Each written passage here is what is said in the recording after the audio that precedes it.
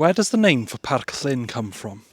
So today I'm in Ceredigion and I've been exploring the Wales coast path between Patron and Aberteifi, that's Cardigan. And this village that I'm coming up to now is called Parc-llyn. Let's get into the name. The name Parc-llyn is usually interpreted as referring to an enclosure associated with a lake. In Welsh, parc can mean an enclosed field or a park, whilst llyn means a lake. The difficulty is that it's not entirely clear which body of water the name originally referred to, as no nearby lake is now strongly associated with the site, though it's likely it was somewhere along Nant Gilwen, which flows just by it.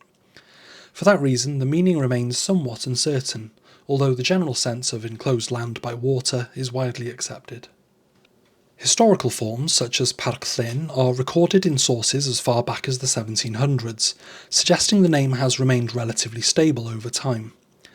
In the 20th century, the area became much more widely known for its military use.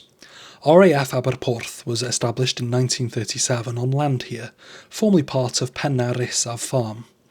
The site became an important coastal weapons testing and research station, and remains associated with aerospace activity today. In 1942, a Hawker Henley aircraft crashed nearby, one of several wartime incidents linked to the airfield's operations along this stretch of coast. Anyway, diolch, thank you. Give us a like, give us a share and give us a subscribe, and if you want to support me on my quest to explain every place name in Wales, and a couple outside of it as well sometimes, you can on my Patreon, the link's in my bio. Diolch, have a good one.